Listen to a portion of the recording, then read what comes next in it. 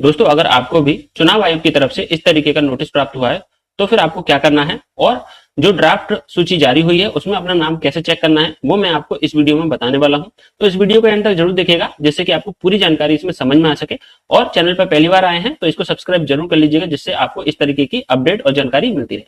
तो सबसे पहले बात कर लेते हैं जो जिन लोगों को इस तरीके का नोटिस आया है। देखिए बहुत सारे ऐसे लोग हैं जिन्होंने एसआईआर का फॉर्म भरा था और उन्होंने अपनी जो फैमिली डिटेल्स हैं वो नहीं दी थी। कुछ लोगों का ऐसा भी है जिन्होंने जानकारी दे दी थी फिर भी उनको नोटिस इस तरीके से आ रहे हैं, तो उनको क्या करना है। सबसे पहले मैं आपको ये जानकारी दे देता हूं कि आपको जब नोटिस आए तो पहले आपको अपना नाम चेक करना है लिस्ट में। वो कैसे चेक करना है, तो जब आप ड्राफ्ट रोल में अपना नाम चेक करते हैं तो पहले इस वाली वेबसाइट पर आ जाइएगा। इसकी लिंक आपको डिस्क्रिप्शन में दे दी है। यहाँ पर जैसे ही आप आएंगे डायरेक्टली भी आ सकते हैं voters.eci.gov.in। यहाँ पर आप जब आएंगे तो होम पेज पर ही आपको ये ऑप्शन दिखाई दे रहा होगा, डाउनलोड इलेक्टोरल रोल। जब आप इस पर क्लिक करेंगे तो ये पेज ओपन होगा आपके सामने इस तरीके का। तो आप जिस भी स्टेट से हैं, अभी हाल फिलहाल यूपी के लिए ड्राफ्ट सूची जारी हुई है 2026 की, तो जिनका भी नाम इसमें है या नहीं है वो यहाँ से चेक कर सकते हैं। तो यहाँ पर अपना स्टेट सिलेक्ट कर लेंगे। जैसे कि यहाँ पर उत्तर प्रदेश सिलेक्टेड है, यहाँ पर जिस साल का यहाँ पर रिवीजन है वो आ जाएगा। अभी हमें 2026 का यहाँ पर चेक करना है। इसके बाद में रोल टाइप में यहाँ पर सिलेक्ट करेंगे। अभी यहाँ पर ड्राफ्ट रोल है, जब फाइनल लिस्ट आ जाएगी तो यहाँ पर ड्राफ्ट के साथ साथ फाइनल भी सिलेक्ट करने को आएगा। तो यहाँ पर इसको सिलेक्ट कर लेते हैं। उसके बाद में यहाँ पर अपना डिस्ट्रिक्ट सिलेक्ट कर लेगा। फिर डिस्ट्रिक्ट सिलेक्ट करने के बाद में जो भी असेंबली है यहाँ पर आपकी वो यहाँ पर आपको सिलेक्ट करनी है। तो जैसे ही यहाँ पर आप सिलेक्ट करेंगे, देखिए ये सब जानकारी आपको आपके वोटर कार्ड से मिल जाएगी या फिर आपकी जो भी चुनाव आयोग की तरफ से स्लिप मिलती है वोट देने जाते हैं तब उसमें भी ये सब जानकारी मिल जाती है आपको। तो वहां से ये सब देख लीजिएगा। उसके बाद में यहाँ पर अपनी लैंग्वेज सिलेक्ट कर लीजिएगा जिस लैंग्वेज में आपको डाउनलोड करना है। और यहाँ पर आपके जितने भी जो एरिया है, क्षेत्र है, उनके नाम इस तरीके से आ जाएंगे और यहाँ से आप नेक्स्ट करके भी उसको चेंज कर सकते हैं। तो और यहाँ पर अगर नाम नहीं आ रहा है तो यहाँ पर सर्च करके भी उस एरिया का यहाँ पर नाम देख सकते हैं। फिर उसके बाद में आपको क्या करना है, ये जो कैप्चा कोड है वो यहाँ पर आपको एंटर कर देना है। और उससे पहले यहाँ पर जिस एरिया का आपको ड्राफ्ट सूची डाउनलोड करना है, जिसमें आपको नाम चेक करना है, वो यहाँ पर आप सिलेक्ट कर लेंगे। किसी भी यहाँ पर इस तरीके से सिलेक्ट कर लेंगे, एक या दो जितने भी सिलेक्ट करने हैं। फिर इसके बाद में यहाँ पर ये जो कैप्चा कोड है यहाँ पर एंटर कर देंगे। इसको एंटर करने के बाद में आपको यहाँ पर क्लिक करना है। जैसे ही आप यहाँ पर क्लिक करेंगे यहाँ पर देखिए प्रोग्रेस होगा। इनवैलिड कैप्चा बता रहा है, मैं दोबारा एंटर करता हूँ। तो देखिए मैंने यहाँ पर दोबारा से इसको करा है और यहाँ पर इसका स्टेटस दिखा रहा है। जैसे ये सक्सेस हो जाएगा तो यहाँ पर जो डाउनलोड है वो अपने आप शुरू हो जाएगा। देखिए इस तरीके से यहाँ पर जैसे ये पूरा डाउनलोड हो जाएगा पीडीएफ में तो आप इसको ओपन कर सकते हैं। अलग से ये ओपन हो जाएगा। देखिए इस तरीके से ये लिस्ट ओपन हो रही है। अब यहाँ पर जो भी आपका क्षेत्र आपने सिलेक्ट किया है 2026 का एसआईआर का, यहाँ पर ड्राफ्ट सूची जारी हुई है, अभी फाइनल सूची जारी नहीं हुई है। ड्राफ्ट सूची के बाद में फाइनल सूची जारी होती है। तो यहाँ पर अपना क्षेत्र सिलेक्ट कर लीजिएगा, देख लीजिएगा कहाँ का है। अगर वही है जो आपका क्षेत्र है और आपका एरिया है तो फिर आप इसको देखिएगा, नहीं तो आप दूसरी यहाँ पर अपना एरिया चेंज करके देख सकते हैं। जो भी आपका एरिया है वो फाइनल यहाँ पर चेक करके आगे बढ़िएगा। उसके बाद में अपना नाम इस लिस्ट में देख लीजिएगा, जो लिस्ट आपको यहाँ पर दी गई है जानकारी इस तरीके से।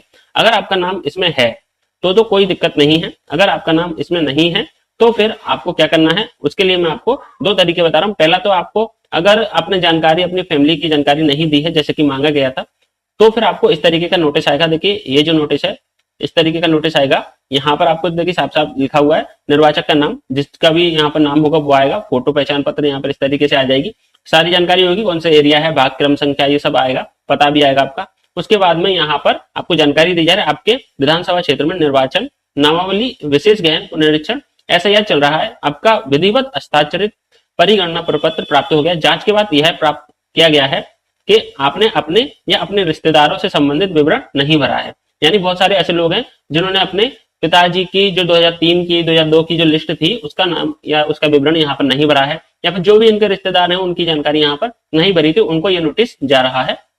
ऐसे में आपको या आपके रिश्तेदारों के पिछले गहन यानी जो एसआईआर थी उनकी जो तैयार की गई थी सूची वो यहाँ पर जानकारी आपको देनी थी। तो फिर आपको अब क्या करना है, देखिए यहाँ पे दूसरा पॉइंट दिया गया है, पिछले एसआईआर के दौरान तैयार की गई निर्वाचक नामावली में कोई मैच ना होने के कारण या गलत मैच होने की संभावना को देखते हुए आपसे अनुरोध है कि आप अपना नाम अंतिम निर्वाचक नामावली में बनाए रखने के लिए यानी कि फाइनल लिस्ट में आपको अपना नाम जुड़वाना है। तो आपको ये जो जानकारी यहाँ पर दी है उसके अनुसार ही प्रक्रिया अपनानी होगी।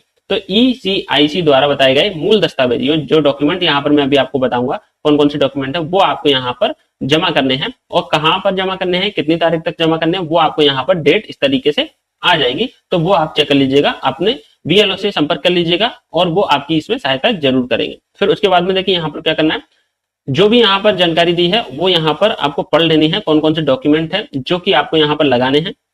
अगर आपको फाइनल लिस्ट में अपना नाम सिलेक्ट करवाना है, सबमिट करवाना है, तो यहाँ पर जो भी जानकारी दी, जैसे कि यहाँ पर पासपोर्ट, सक्षम प्राधिकारी द्वारा जारी जन्म प्रमाण पत्र, भारत में 1/7/1987 से पहले का पूर्व सरकार में स्थानीय प्राधिकारियों, बैंक, डाकघर, LIC, PSU द्वारा जारी कोई भी पहचान पत्र।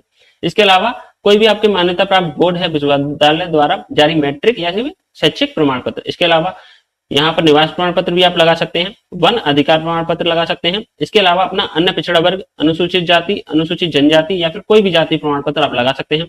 इसके अलावा राष्ट्रीय नागरिक रजिस्टर ये भी आप लगा सकते हैं। इसके अलावा जो भी राज्य या स्थानीय जो अधिकारी होते हैं उनके द्वारा परिवार रजिस्टर बनाया जाता है आपका, वो आप लगा सकते हैं। सरकारी द्वारा कोई भी भूमि या फिर गृह घर आपको आवंटन हुआ है उसका प्रमाण पत्र लगा सकते हैं। इसके अलावा आधार के लिए आयोग के प्रपत्र ये 23/2025 ERS ये जो संख्या दी है और दिनांक यहाँ पर दिया है, इसके तहत जारी निर्देश लागू होंगे।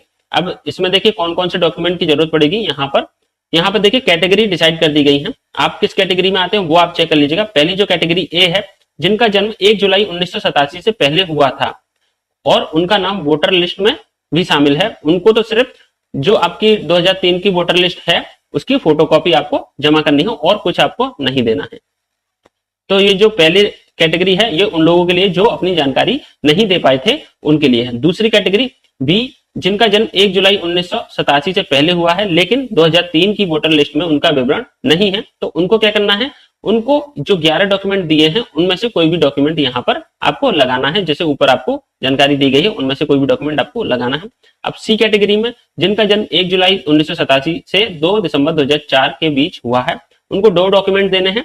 नीचे दी गई 11 डॉक्यूमेंट की लिस्ट में से इनमें से 2 डॉक्यूमेंट देना है आपको। पहला तो अपने लिए देना है जिसमें आपको अपनी जन्म तिथि और जन्म स्थान साबित करना होगा, जो कि यहाँ पर आपको देख लीजिएगा कौन सा आपको डॉक्यूमेंट लगाना है। इसके लिए आपको अपने BLO से संपर्क करना होगा, वो आपको सही जानकारी देंगे कि आपको कौन से डॉक्यूमेंट इसमें लगाने हैं, आपके एरिया में आपके हिसाब से कौन सा डॉक्यूमेंट मांगा जाएगा।